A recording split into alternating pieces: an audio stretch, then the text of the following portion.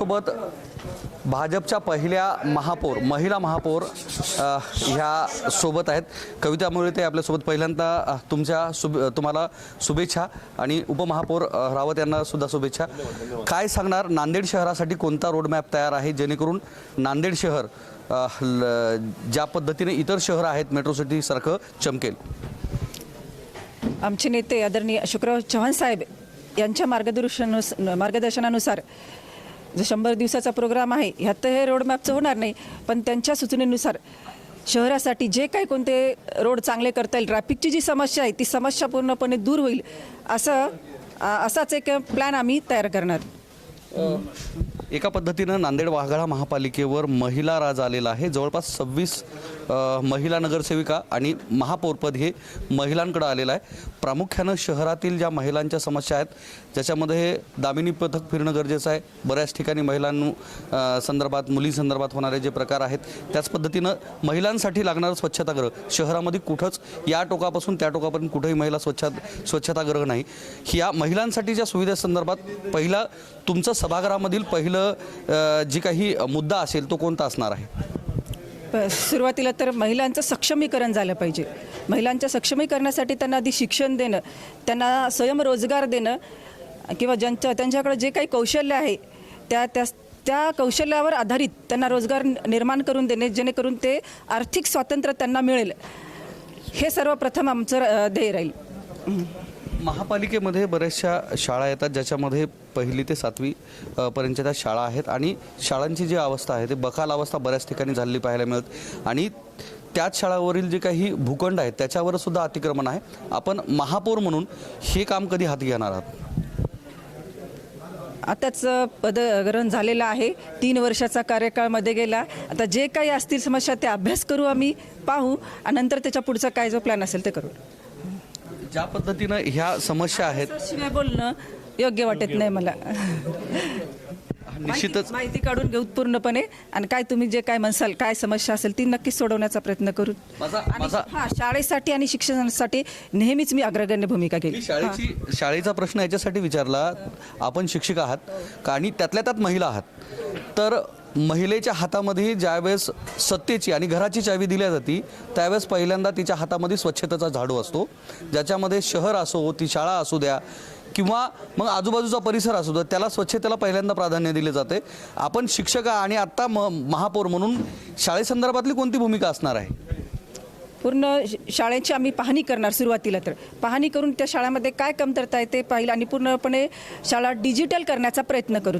आणि मुलांना महत्त्वाचं आहे त्या विद्यार्थ्यांना जास्तीत जास्त चांगलं गुणवत्तापूर्ण शिक्षण कसं देण्यात येईल हे महत्त्वाचं आम्ही काम करणार आहोत. शेवटचा प्रश्न, प्रत्येक वेळेस निवडणुकांमध्ये महत्त्वाचा विषय जो गाजतो तो म्हणजे दक्षिण गंगा म्हणून ओळखल्या जाणाऱ्या गोदावरी नदीपात्राचा, ज्याच्यामध्ये शहरातील जवळपास 6 जे नाले आहेत ते विसर्जित होतात. दक्षिण गंगा म्हणणाऱ्या नदीचं अक्षरशः डबकं होऊन बसलेलं आहे. स्वच्छतेचा प्रश्न नेहमीच प्रामुख्यानं समोर आलेला आहे. बऱ्याचशा माशासुद्धा त्याच्यामध्ये लाखो माशा मृत्युमुखी पडलेल्या आहेत. ज्यावेळेस पर्यावरण मंत्री रामदास कदम होते त्यांनी आश्वासन दिलं होतं, मात्र त्याच्यावर काही इम्प्लिमेंटेशन नाही झालं. आता ह्या निवडणुकांमध्ये तो विषय होता. मलनिसारण प्रकल्प धूळ खात पडलेले आहेत. हे काम तुम्ही केव्हा हातात घेणार आहात? तर महिलाच्या हातात तुम्ही सत्ता महिला राज आले म्हणाले. महिला म्हणजे जे गृहिणी असते, गृहिणीचं काम सुरुवातीला झोपेत उठलं की हातात झाडू आणि स्वच्छता करणं, नंतर मुलांचं हे डबा वगैरे करणं, म्हणजे मुलांना शिक्षणासाठी पाठवणं. अगदी त्या पद्धतीने आम्ही आधी शहर स्वच्छ करणार.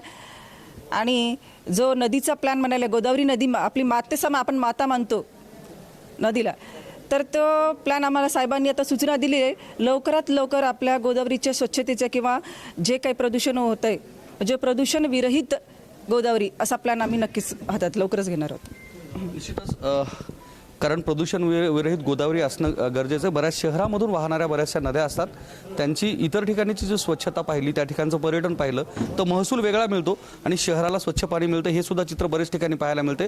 आपण ही सदिच्छा देऊया की येणाऱ्या कालावधीमध्ये नांदेड शहराचा सुद्धा तसाच विकास होईल. आपल्यासोबत उपमहापौर दीपक सिंग रावत हे आपल्यासोबत आहेत. विरोधी पक्ष नेता ते आता महापालिकेमध्ये थेट उपमहापौर म्हणून आपली निवड झाली आहे. बोलण्याची सवय आणि सगळा अभ्यास हा आपल्याला अगोदरपासूनच आहे. आता सगळ्यात मोठं आव्हान आहे की आता विरोधकांना कसं शांत करणार, काय आव्हान राहणार आहे तुमच्यासमोर? बघा, मी मागील 20 वर्षापासून विरोधी पक्षात होतो आणि विरोधी पक्षाचं आव्हान कुठं संपुष्टात आलं पाहिजे याचं मला ज्ञान आहे. आणि निश्चितच या सभागृहामध्ये विरोधकांना आम्ही बोलण्याची संधी 100% देऊ. कलम 44 प्रमाणे, मुंबई प्रांतिक अधिनियम कलम 44 प्रमाणे. पण कलम 44 बोलताना त्यांनी विकासाच्या मुद्द्यावर आपण सहकार्य केलं पाहिजे आणि कोणा जातीपातीच्या नावावर त्यांनी काही बोललं नाही पाहिजे, एवढीच आम्ही त्याच्याकडून धारणा करतो. आणि जर त्यांनी ते करत असेल तर पूर्वी 20 वर्षात माझी भूमिका जी होती, आज पक्ष म्हणून आणि सत्तेमध्ये राहूनसुद्धा आमची भूमिका त्यांना विरोध करायची भूमिका आमची राहील सभागृहाच्या माध्यमातून. पदकरण सोहळ्याच्या पहिल्याच दिवशी भाजपा आणि MIM यांच्यामध्ये विवाद झाला पाहायला मिळाला, एकमेकांच्या विरोधात घोषणाबाजी पाहायला मिळालेली. नेमकी ही घोषणाबाजी होती कशावरून? बघा, कसं आहे, आपण बघितलं असेल केंद्रात नरेंद्रभाई मोदी आणि महाराष्ट्रामध्ये देवेंद्र भाऊ आणि जिल्ह्यात आमचे नेते अशोकराव चव्हाण, हे तिघाचं जर तुम्ही बघितलं असेल विजन, तर फक्त विकासावर लोकांनी आम्हाला मतदान केलेलं आहे. आम्ही जातीपातीचं राजकारण न करता आम्हाला लोकांना मतदान केलेलं आहे. हे जे लोक आले MIMचे फक्त जातीवर धर्मावर निवडून आलेलं आहे. त्यांनी त्यांचा फंडा करू द्या, आम्ही आमचा विकास करत राहू, आम्ही लक्ष घालणार नाही. मात्र MIMचे नगरसेवक निवडून येणारे जे आहेत ते पूर्वाश्रमीचे काँग्रेसचे नगरसेवक आहेत. त्यामध्ये आरोप असे झाले होते की भाजपचे नेते अशोक चव्हाणांनीच काँग्रेसच्या नगरसेवकांना तिकडं पाठवल्याचे ऑडिओ क्लिपही व्हायरल झाल्या, व्हिडिओ क्लिपही व्हायरल झाल्या. मग यांचंच कुठंतरी साठगाठा होऊन आलेले आहेत का? पत्रकार बंधू, देशात काय झालं की पाकिस्तानचं नाव होते, राज्यात काय झालं की देवेंद्र भाऊचं नाव येते आणि जिल्ह्यात काय झालं की चव्हाण साहेबाचं नाव होते. म्हणजे लोकांना नाव घेतल्याशिवाय पाणी पचत नाही. आणि राहिलं आजकाल जे तुम्ही जे म्हणतात की व्हॉइस रेकॉर्डिंग आहे, AI सिस्टमद्वारे काही करता येते. आणि आमच्या MIMमध्ये जे लोक गेले, आमचा काही संबंधच नाही. त्याची व्यवस्था वेगळी आहे, त्यांचा नेता वेगळं आहे, त्यांची धारणा वेगळी आहे, ते धर्मानुसार वागतात.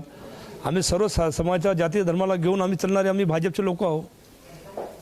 MIMनं सभागृह त्याग केल्याचं बोललं जातं. पहिल्याच दिवसामध्ये हे सगळं नाट्य घडताना पाहायला मिळते.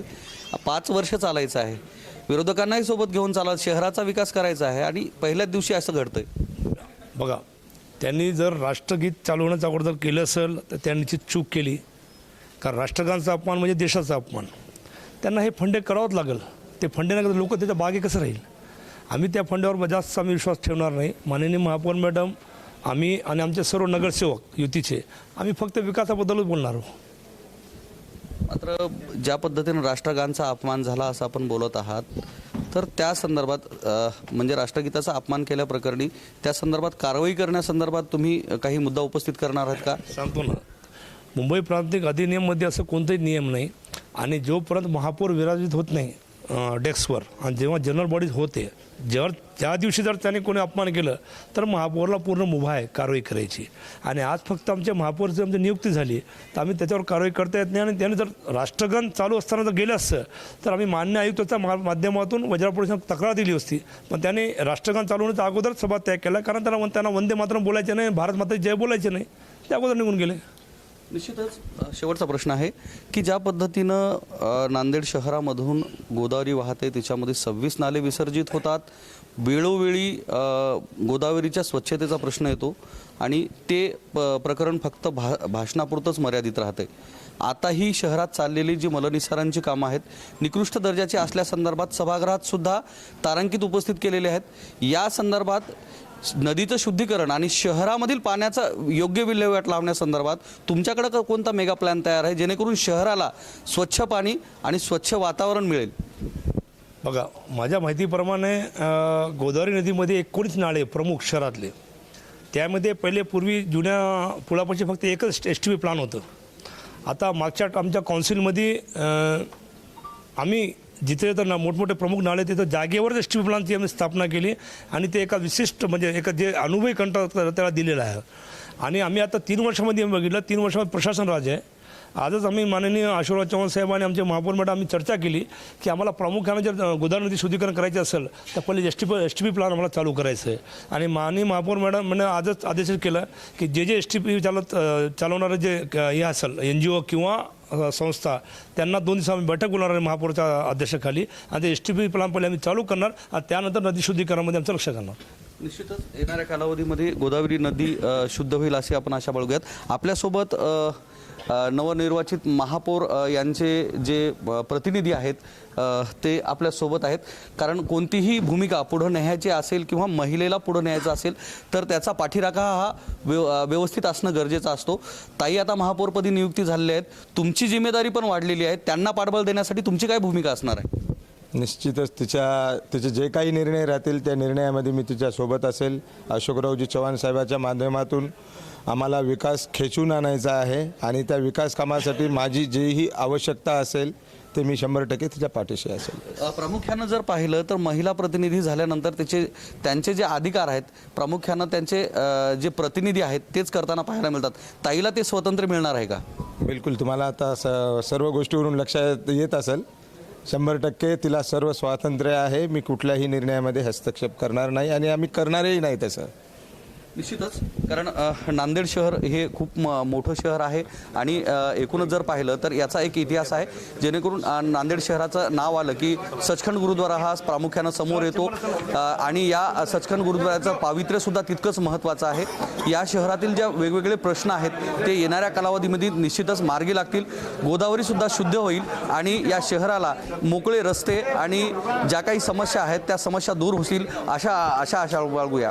कॅमेरामन सुधाकरसह मी धनंजय सोळंके, टाइम्स नाऊ मराठी, नांदेड.